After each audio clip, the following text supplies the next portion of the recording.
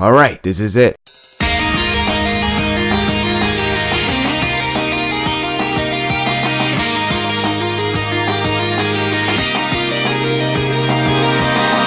One battle is over, the next is what they consider the main event, and rightfully so. The chapter only shows the appetizer before we receive the main course, and it will be intense. Nevertheless, the chapter begins to hype the event that will take place in Resubi, the obstacle that can determine the fate of the war. If there's a battlefield that we are hungry for action, it will be there. I was expecting to see the Battle of Kanki's army, yet the chapter didn't show much of it. Instead, it has a subtle way to build the anticipation of Resubi, starting from earlier reactions. It's a way to let everyone know on what to expect from the war, and their strategy will work differently than before. The newcomers, as expected, have a bit of fear, which reminds me that these new members are heading to their first battle that happened to be a suicide mission. That is a massive jump for a rookie position. I hope the ones that have been showcasing, especially the brothers, will survive from the onslaught. Also, it's great to see how much Shin and Kaio 10 evolved from the beginning of the series. The High Shin unit needs encouragement before heading out,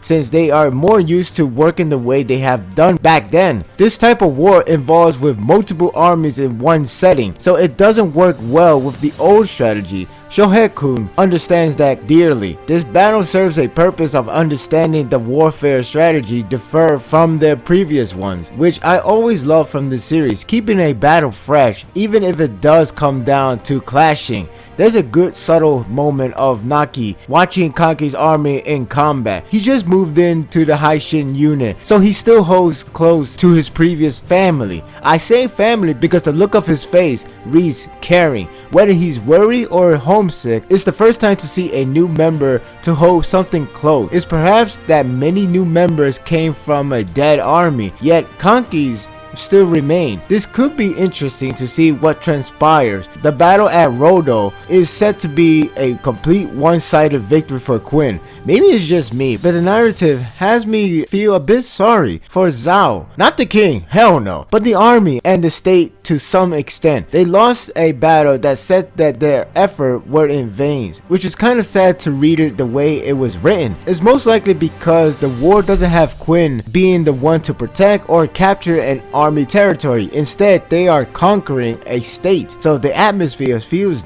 new. Resubi is the main priority, and each passing panel has me shaking for the very day to come. The night of resting and devising for when they approach to Resubi is a sign of salvage this moment, because hell is next. Kyokai states that they will arrive to the location tomorrow. On one hand, it's good to know since they can get the job done before Zhao reinforcement arrive. On the other hand, it is scary that these men are about to embark the great battle sooner than expected.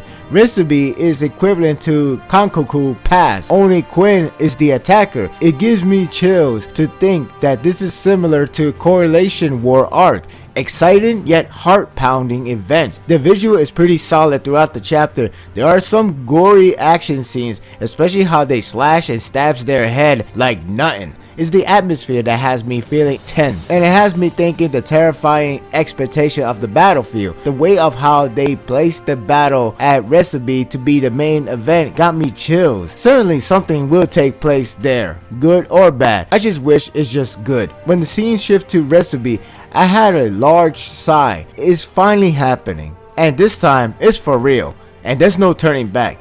Even if they can rest a night, this is still bone chilling. The ending is very interesting. Riboku hasn't arrived yet, so now we have a clock ticking for their arrival, though I would prefer them to not show up at all. The two armies to set out are High Shin unit and the Mountain Tribe.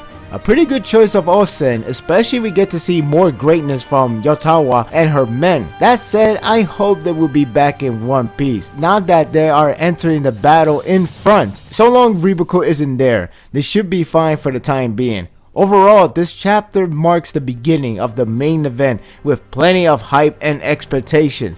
At this point, majority of them should be ready, even if the newcomers may stagger at some point. The appetizer is done. Time for the main course. It's worth the wait. I'm giving this chapter an 8.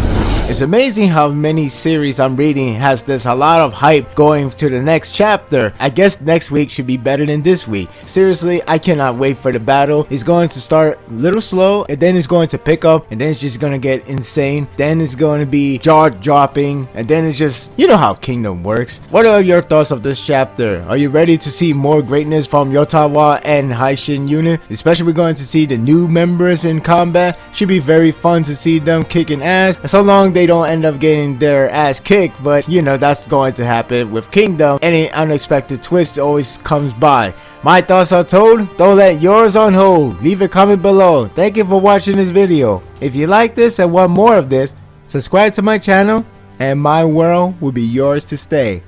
Until next time, take care.